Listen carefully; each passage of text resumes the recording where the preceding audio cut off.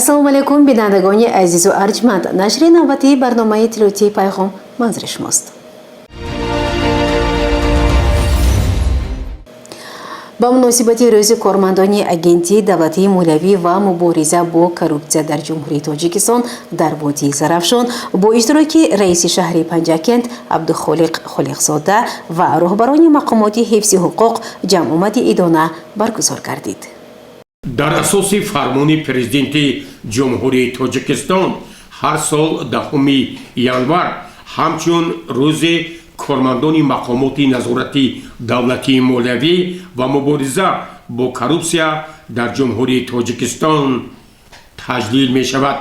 ба ин муносибат дар шӯъбаи минтақавии агентии назорати давлатии молиявӣ ва мубориза бо коррупсияи ҷумҳурии тоҷикистон дар водии Зарафшон ҷамъомади идона баргузор гардид. раиси шаҳри Панҷакент Абдухолиқ Холиқзода, кормандони шӯъбаи минтақавии агентии назорати давлатии молиявӣ ва мубориза бо коррупсияи ҷумҳурии тоҷикистон дар водии Зарафшонро бо иди касбияшон самимона табрику муборакбод намуда дар фаъолияти минбаъдаи онҳо комёбиҳо орзу намуд. аз ҷумла таъкид шуд ки таъсиси ин ниҳоди давлатӣ аз дастовардҳои муҳими ҷумҳурии тоҷикистон дар самти муқовимат бо коррупсия ба шумор рафта, кормандони он бо роҳнамоии асосгузори сулҳу ваҳдати миллӣ, пешвои миллат, президенти ҷумҳурии тоҷикистон муҳтарам Эмомалӣ Раҳмон дар роҳи иҷрои вазифаҳои хизматӣ баҳри ҳифзи манфиатҳои иқтисодии давлат, таъмини ҳуқуқи озодиҳои инсон ва шаҳрвон, тақвияти муқовимат ҷиҳати паст намудани шиддати омилҳои коррупсионӣ корҳои зиёдиро амалӣ карданд. аз тарафи раиси шаҳри Панҷакент Абдухолиқ Холиқзода ба кормандони шӯъбаи минтақавӣ сипоснома ва тӯҳфаҳои хотиравӣ тақдим гардид. ҳамзамон роҳбарони мақомоти ҳифзи ҳуқуқ ва қудратии шаҳри Панҷакент низ дар ин ҷамъомади тантанавӣ ширкат варзида, кормандони шӯъбаи минтақавии агентии назорати давлатии молиявӣ ва мубориза бо коррупсия дар водии Зарафшонро бо иди касбияшон табрику муборакбод намуданд. сардори шӯъбаи минтақавии агентӣ полковники адлия Низомзода Насриддин Низом барои чунин таваҷҷӯҳ ба роҳбарияти мақомоти иҷроияи маҳаллӣ ҳокимияти давлатии шаҳри Панҷакент ва дигар мақомоти ҳифзи ҳуқуқ ва қудратӣ арзи сипос кард ва ҳамзамон таъкид кард ки онҳо фаъолияти хишро дар самти иҷрои дастуру супоришҳои пешвои муаззами миллат, нишондодҳои паёми навбатии президенти ҷумҳурии тоҷикистон муҳтарам Эмомалӣ Раҳмон ва дастуру супоришҳои мақомоти болохӣ амалӣ месозанд. гузориши Аббос Ҳамроҳзода ва Шоҳҳусайн Солиҳов.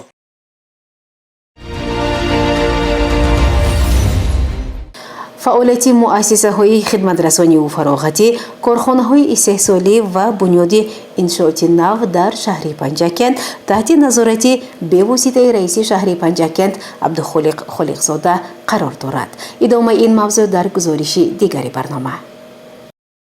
дар ҷараёни шиносоӣ бо фаъолияти корхонаҳои саноатӣ, боғҳои истироҳатӣ ва дигар иншооте ки ба хидматрасонии мардум нигаронда шудааст, раиси шаҳр Абдухолиқ Холиқзода нахуст аз корхонаи коркарди шир ки аз замони шӯравӣ боқӣ мондааст дидан намуд.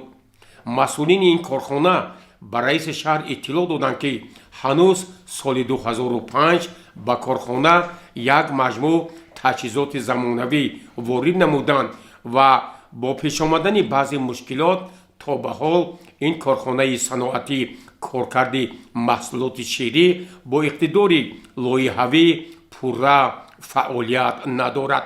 раиси шаҳр Абдухолиқ Холиқзода ба муовинони сарпараст ва дигар масъулин аз ҷумла соҳибмулки ин корхона дастур дод ки бо мақсади таъмини бозори дохилӣ бо маҳсулоти ширӣ бояд ин корхонаи коркарди шир ҳарчи зудтар мавриди истифода қарор гирад ва дар назди роҳбарияти он супоришҳои мушаххас дода шуд. дар ҷараёни шиносоӣ бо иншооти шаҳри Панҷакен, раиси шаҳр Абдухолиқ Холиқзода аз боғи фарҳангию истироҳатӣ ба номи Камоли Хуҷандӣ воқеъ дар соҳили руди Зарафшон низ дидан намуд.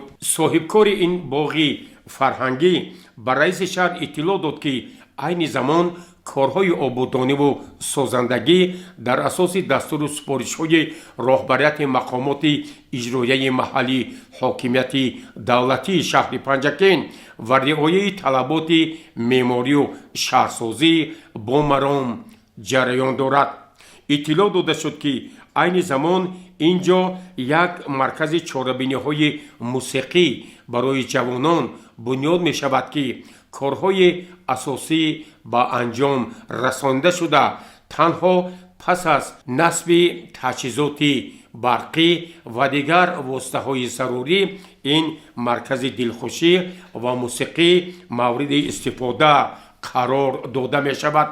раиси шаҳр Абдухолиқ Холиқзода ба масъулини боғи ба номи Камоли Хуҷандӣ дастур дод, ки бояд соли равон кӯли ҷавонони ин боғ ҳаматарафа, зебо, тоза ва атрофи он бо як тарҳи меъмории замонавӣ барои мавсими дарпеш истода омода карда шавад.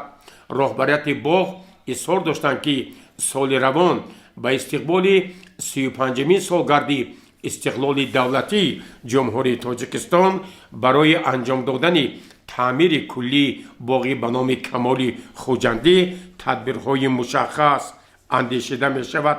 яке аз мавзеъҳои истироҳатию фароғатӣ дар шаҳри Панҷакен тарабхонаи бешазор дар соҳили дарёи Зарафшон ба шумор меравад. раиси шаҳр Абдухолиқ Холиқзода зимни боздиди корӣ аз тарабхонаи бешазор дидан намуд.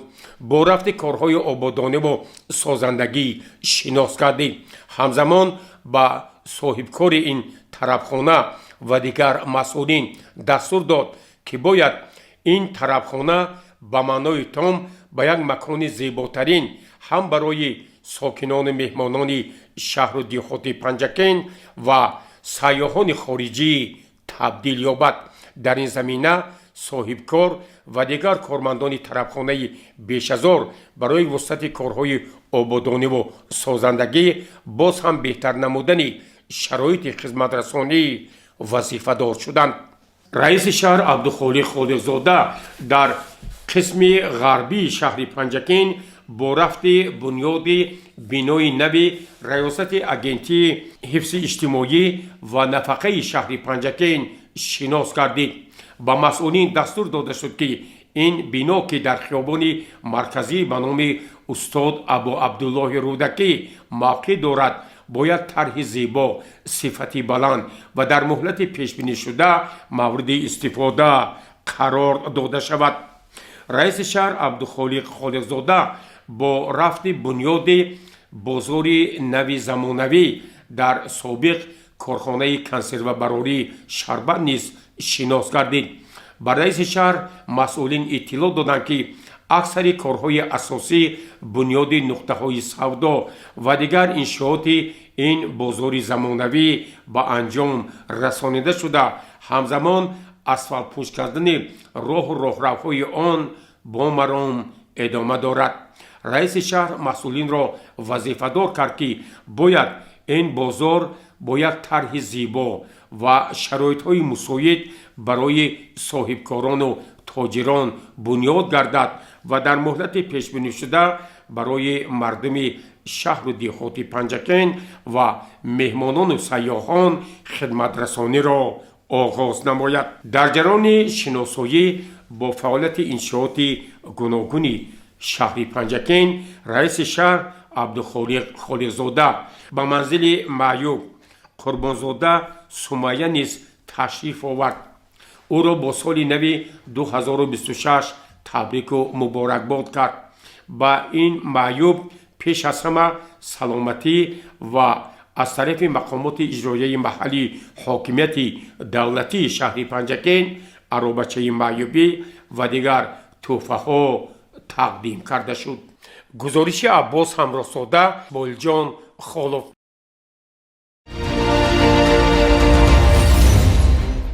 ادامه برنامه اطلاعاتی پیغام. صبح سنه 12 январи سال روان تحت رهبری معاون یکم رئیس شهر پنجکند صابرزاده صبورجان جلسه هفته‌واری نظارتی برگزار گردید که در آن جنبسته هفته گذشته تحلیل شده نقشه وظیفه‌های هفته نو معین شدند. در تالار مقامات اجرایی محلی حاکمیت دولتی شهر پنجکند تحت ریاست معاون یکم رئیس شهر پنجکند صبورجان صابرزاده و اشتراک معاونان رهبری دستگاه و مدیران شعبه و بخش‌های دخلدار دستگاه رئیس شهر پنجکند کارمندان مسئول جماعت‌های دهات و محله‌های شهر جلسه هفته‌وار برگزار گردید. در مجلس اساساً مسئله‌های شهر و شهرداری رفت اجرای نقشه دعوت بهاری جوانان به صف ارتش ملی جمهوری تاجیکستان معرکه مهم سیاسی обуна 2026 و پیشنهاد مقامات پروکراتوری شهر پنجکند تحلیل و بررسی گردید. ذکر شد که امروز باید میان ساکنان وابسته به سفربر نمودن جوانان به صف قواهای مسلح جمهوری تاجیکستان کارهای ترغیباتی و تشویقاتی را بیشتر گذرانیده همکاری در این سمت جانب کرده شود. اوید معرکه обуна در سال روان گفته شد که باید رهبران کارخانه و تشکیلات و مؤسسه ها اینچنین رئیسان جماعت‌های دهات باید نقشه обуна را در مدت کوتاه اجرا کرده در این سمت کاربری بیشتر گردد. همزمان در ادامه جلسه آمادگی همه‌جانبه با استقبال سزاوار جشن‌های بین‌المللی نوروز و 35مین سالگرد استقلال دولتی جمهوری تاجیکستان پرسش گذرانده شده با مسئولین دستور و سپارش‌های مشخص داده شده وابسته به وسعت کارهای آبادانی و سازندگی و سبز و خرمگردانی سپارش‌ها داده شد. جلسه نوبتی با وظیفه‌گذاری‌های نوبتی مسئولین برای هفته روان جنبست گردید.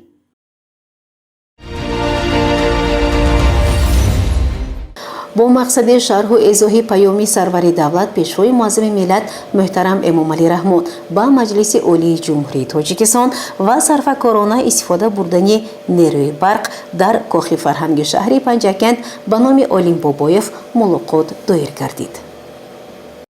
با مقصد تطبیق امر و فرمانها، سپارشها و نشاندادهای پیام پیشوای معظم ملت پرزیدنت جمهوری تاجیکستان محترم امام علی رحمان با مجلس عالی جمهوری تاجیکستان که سنه 16 دکبر سال روان ارائه گردید وابسته به استفاده مقصدناک نیروی برق سر وقت پرداخت نمودن مبلغ‌های استفاده برق و همزمان پیشگیری از روندهای نامطلوب با راه غیرقانونی استفاده نمودن نیروی برق در تالار خرد کاخ فرهنگی شهر پنجکین تحت رهبری معاون یکم رئیس شهر پنجکین صابر صبورزاده با اشتراک پروکرور شهر پنجکین مشاور عدلیه درجه 1 اسکندر رحمتزاده معاون سردار شعبه وزارت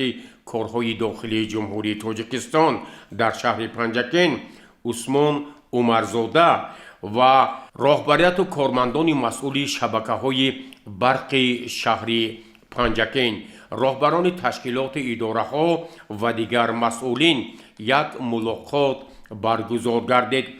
در آغاز این ملاقات معاون یکم رئیس شهر پنجکین صابر صبورزاده به حاضرین اطلاع داد که ما باید همه دستور و سپارش‌ها، فرمان‌ها و خاصه نشاندادهای پیام پیشوای ملت پرزیدنت جمهوری تاجیکستان محترم امام علی رحمان را که در جریان ارائه پیام نوبتیشان به مجلس عالی جمهوری تاجیکستان ارائه کردند در سمت استفاده مقصدناک برق صرفه نیروی برق و همزمان سری وقت پرداخت نمودن مبلغ‌های آن از تمام امکانات‌ها ثمرناک استفاده بریم. پروکرور شهر پنجکین مشاور عدلیه درجه 1 اسکندر رحمتزاده به حاضرین اطلاع داد که مقصد و مرام این مشورت پیش از همه معین کردن وظیفه‌های راهبران تشکیلات کارخانه‌ها و شهروندان در سمت استفاده مقصدناک نیروی برق، سری وقت کم کردن قرض مبلغ‌های نیروی برق و پیشگیری از استفاده غیرقانونی نیروی برق به شمار می رود. در این مشورت کاری سرمهندس شبکه‌های برق شهر پنجکین شاروخ شریفو به حاضرین اطلاع داد که پس از به انتشار رسیدن فرمان و دیگر دستور سپارش‌های پیشوای ملت پرزیدنت جمهوری تاجیکستان محترم امامعلی رحمان از طرف شبکه‌های برق شهر پنجکین در همکاری با مقامات اجرایی محلی حاکمیت دولتی شهر پنجکین، مقامات حفظ حقوق خاصه پروکراتور شهر پنجکین در این سمت کارهای ترغیباتی و تشویقاتی وسعت داده شده جهت استفاده غیر مقصدناک و با راه‌های غیر قانونی استفاده نمودن نیروی برق تدبیرهای ضروری اندیشیده شد. در این ملاقات مدیر شعبه رشد اجتماعی و رابطه با جامعه دستگاه رئیس شهر شیرینشاه نوراللهیف اطلاع داد که یکی از هدفهای اساسی که امروز در نزد ما قرار دارد با هر راه و واسطه واکنش با افکار بیگانه و خبر و گزارش های غرضناکی که توسط سامانه های اجتماعی پهن می شود و امروز مردم شریف پنجکین خاصه جوانان باید علیه تروریسم، اکستریمیسم و دیگر عملهایی که برای رشد جامعه ما، امن و ثبات ما یک نوع تهدید ایجاد کردند با همه امکانات ها مبارزه را تقویت بخشیم. پروکرور شهر پنجکین مشاور عدلیه درجه 1 اسکندر رحمتزاده در این مشورت بار دیگر تاکید نمود که مسئله استفاده مقصدناک نیروی برق، پیشگیری از استفاده غیرقانونی و پرداخت مبلغ‌های استفاده برق تحت نظارت بی‌واسطه پروکراتور شهر پنجکین قرار دارد. در این مشورت بار دیگر راهبران تشکیلات و اداره‌ها آگاه کرده شدند که آنها باید سری وقت مبلغ‌های استفاده برق را پرداخت نمایند.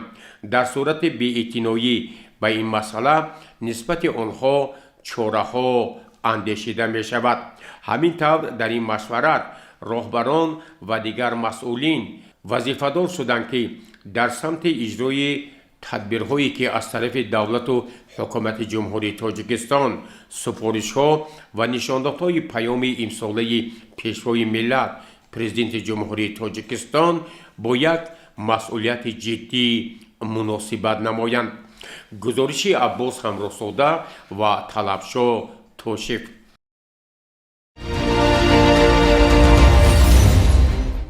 ادامه برنامه اطلاعاتی پیغام. در قطار دیگر شهر و ناحیه‌های جمهوری وضع اقتصادی و صنعتی در شهر پنجکین رشد یافته شده است. ادامه این موضوع در گزارش همکسب ما دلیری بازار.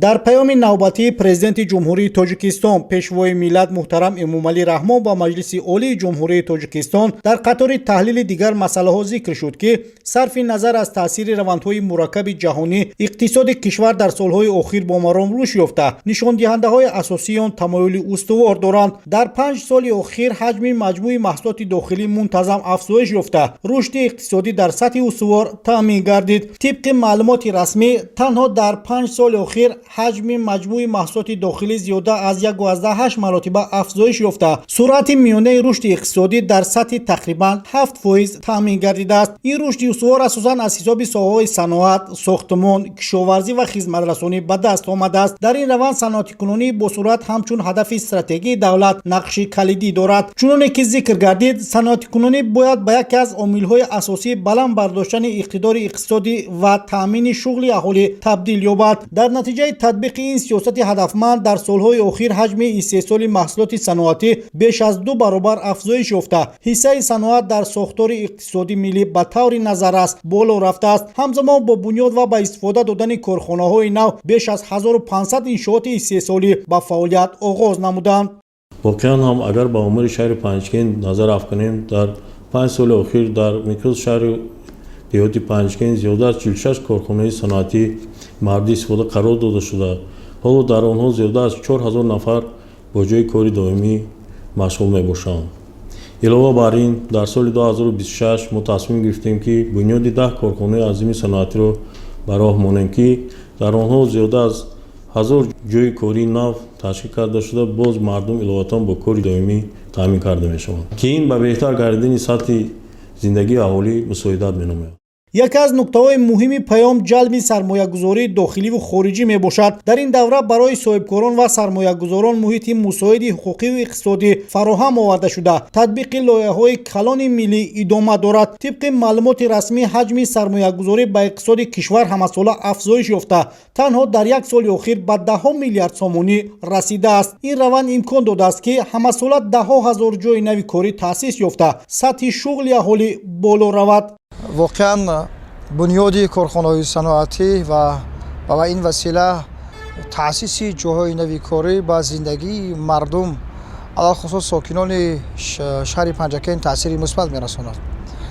واقعا اگر ما از آمار 2020 که در شهر پنجگین انعکاسگر است نگاه افکنیم، مزد میانه کارمندان و ساکنان شهر و دیهات پنجگین با 1622 سومانی برابر بود که این نشان داد در سال 2025 با 3238 سومانی راست میاد که این 2 برابر افزایش یافته است که از سیاست عارفانه و عاقلانه پیشوای معظم ملت و آینده درخشان کشورمان درک میدهد. در پیام همچنین تاکید شد که نتیجه نهایی سیاست اقتصادی باید به بلند برداشتن سطح زندگی اهالی روانه گردد. در این زمینه درآمد واقعی شهروندان تدریجاً افزایش یافته. سطح کمبیزاتی نسبت به سالهای قبلی به طور نظر است کاهش یافته است. چنانچه در پیام پرزیدنت کشور ذکر گردید، بلند برداشتن سطح زندگی مردم هدف اساسی سیاست اقتصادی دولت میباشد. واقعا پیام پرزیدنت کشور همچون سند مهم راهنما سمت‌های اساسی رشد اقتصاد ملی را معین تطبیق عملی آن زمینه با اعتماد پیشرفت استوار تاجیکستان و بهبود زندگی شهروندان را فراهم می‌آورد. دلیری بازار، خیام جورزاده.